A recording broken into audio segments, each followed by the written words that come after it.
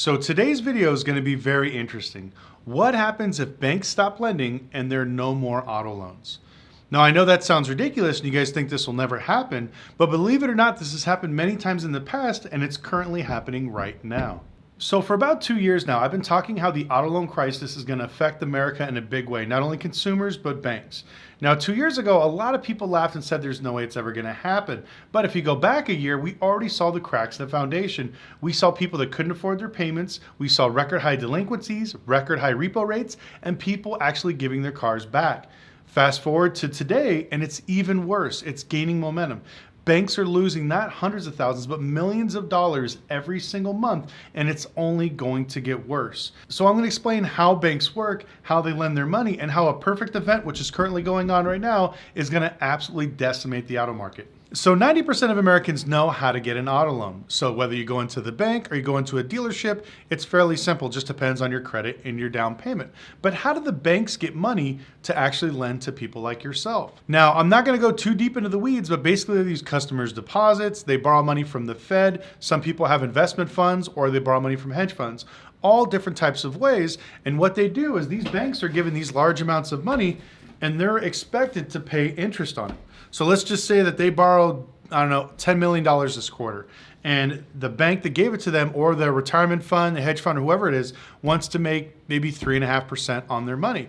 So they'll go ahead and lend this out at maybe 6.5%, 7% to try to offset the risk so they can keep the money that's in between. This is how most banks borrow money, and this is how auto loans work.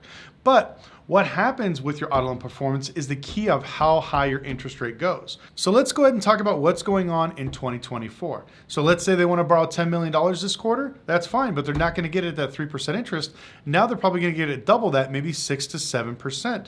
So now they have to lend it at maybe 8 to 10% to make a profit. But then on top of that, the way that the hedge funds, the Fed, and everybody else regulates it is depending on your current performance of your auto loans, they may add on additional interest. Now, once again, we talked about how record high delinquencies are all across the board, not just subprime, but prime customers as well. So people, even with good credit, are starting to hurt and feel the pain of inflation. So what does that mean? Well, this bank now, it's no longer going to be 10%. Maybe they're going to add 2 to 3% on top of that points. So now this is at, let's say, 13%. But then they go back, oh, well, not only are you late payments, I see that you have a hard time collecting. You have all these charge-off and delinquent accounts and repos that you can't get a hold of. Well, guess what? We're going to have to charge you more money. So what happens? The money becomes too expensive to borrow because now they have to lend it out at maybe 15 to 20%. Some banks are built for that. That's why you're still going to see some lenders right now lending on 15 to 20% interest. But if you're a low interest bank or you deal with tier 1 customers, you're not going to be able to lend this money and profit anything because the interest rates are too high. So what happens to those banks? Well, those banks close. And this is some of the effects of currently what's going on today.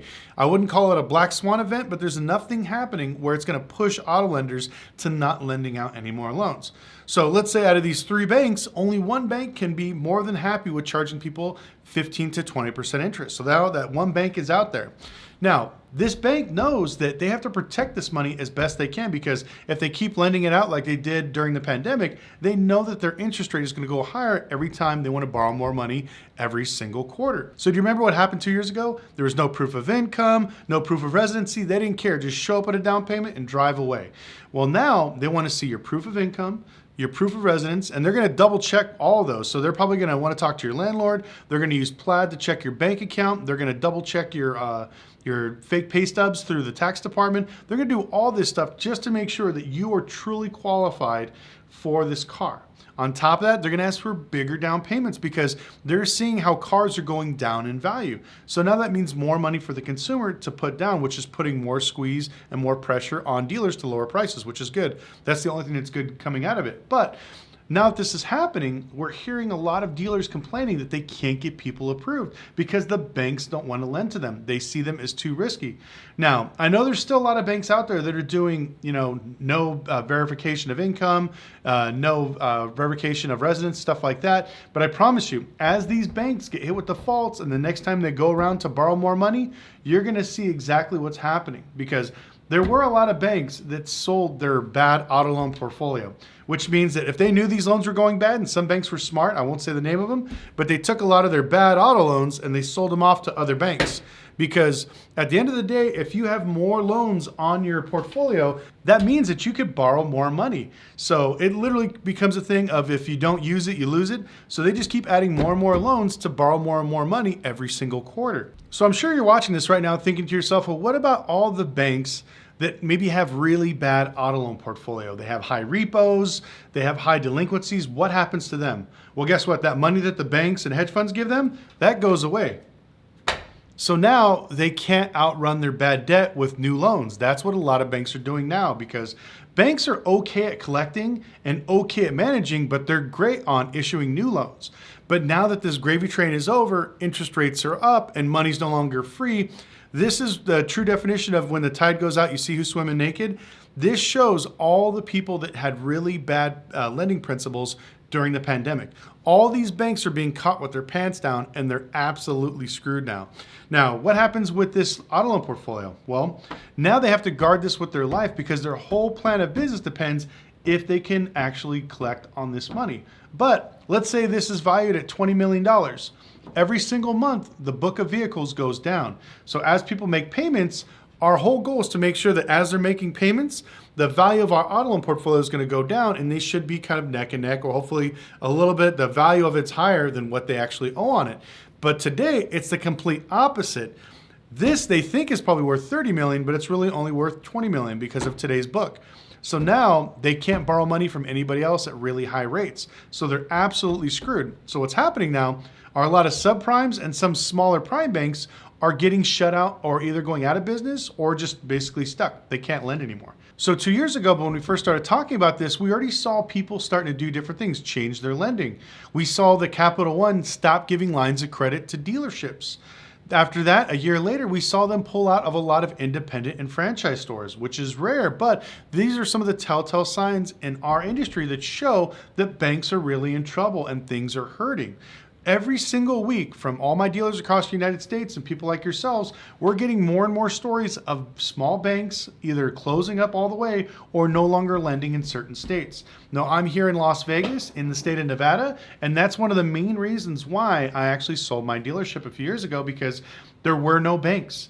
Vegas is one of the worst places to do auto loans because people would much rather go to a strip club and gamble than pay their bills. So it made it very, very hard for me to do business and to get people approved. But I was used to this. Now when I talk to my friends in Texas, I'll put it this way. When I first started, I had 27 banks. Prime, subprime, deep subprime. I had something for everybody. But as we started going forward, at the end, when I sold my dealership, I only had 4 banks. Just about everybody else pulled out in Nevada. Now, my friend in Texas, he's feeling the burn similar to this. He had about 13 banks beginning of this year. Now he's down to 6. One by one, they're either closing or they flat out said, we're no longer lending. And the 6 banks he has left, it completely changed their lending requirements. Before, he can get somebody in a $20,000 truck with maybe $3,000 to $4,000 down. Now they want $5,000 to $8,000 down on just about every single vehicle that's over $20,000. Plus, they want to add what's called a buy fee. A buy fee is what a bank charges us to buy an auto loan. And that could be anywhere from 10%, 20%, up to 30%.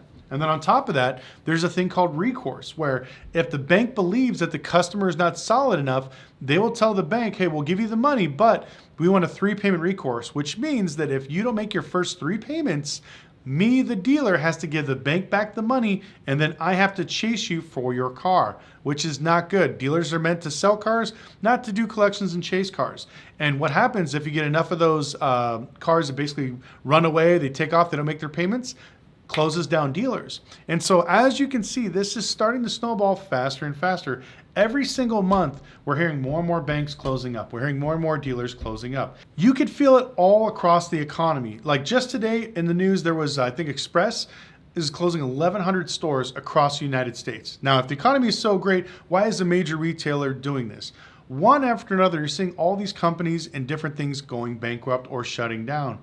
Why is that? If you go to any of these major cities like New York, LA, not Miami, because a lot of people are going down there because it's a tax-free state like Vegas, but you're starting to see some of these other states, I guess you can call them blue states if you want, they're all shutting down, businesses are leaving because it's just no way to make money there. And all this stuff affects the auto industry because at the end of the day, I know everybody likes to gauge the market by the mortgage and houses and bankruptcies and foreclosures, but there are more people that have cars than actual houses. So everybody driving around right now watching this, basically it affects you. And this is why I tell everybody, if you want to put your pulse on the economy, go talk to a car dealer because we can see really fast on where the money's going, where the market's going, and why it's drying up. And now that we're seeing lending basically dry up right before our eyes, we know that it's going to get really bad. I'll put it this way. I'm getting ready to go to a convention here in about 10 minutes. It's here in Las Vegas. It's the Buy Here, Pay Here conference. What that is basically dealers that do their own auto loans. You finance in-house at the actual dealership. Because what's going to happen is these banks are going to start putting all these restrictions they did back in 2010, 11, and 12, and people couldn't get cars. So people like my friends that have Buy Here, Pay Here lots winded up becoming millionaires overnight because there was so much of a demand for people that had bad credit, maybe just got a repo, got a foreclosure, that wanted to buy a car, but they couldn't qualify because the banks tightened the lending restrictions so much and they had nowhere else to go. But this convention is basically letting everybody know to get ready. Now, I'm looking for a dealership right now so I can actually do Buy Here, Pay Here because I'm that confident that this is actually happening. I talked about it a year ago. Unfortunately, the lot that I was looking at didn't pass inspection and the landlord was a little iffy on wanting to spend money on the building. But this is what we can see moving forward. Banks are just going to stop lending. It's going to get harder and harder. Now, I know some of you guys watching this like, well, man, I just bought a car last month. No credit check, no deposit, no proof of residency, none of that stuff. You are still going to get some banks that are doing that. But as this starts to speed up, you're going to see everybody because everybody they gave a loan to, like what you just talked about, is going to start going late or give back their car, or it's going to come up for repo, and it's going to make all these banks tighten up. But I'd love to know what your thoughts of the actual banking industry is. Do you feel the pain? If you're a dealer, please chime in the comment section. Also, if you tried to buy a car recently and maybe you wanted to buy a $30,000 car and they only approved you for 20, please let us know in the comment section. Also, if you've seen banks stop lending, put their names in. If you've seen banks that basically just approve people just off a credit score, also put them down. The whole purpose of this channel is to be transparent about the automotive industry and share information between all of us. But I want to thank you guys so much for watching. Please like and subscribe if you learned anything. Follow me on Instagram where we do a bunch of fun, crazy stuff. Also, definitely check out our website. We have a bunch of groups. We do live weekly Q&A sessions, and we're going to be building an online community where we can share more stuff like this and have fun online. So hope to see you guys there. We'll see you next video.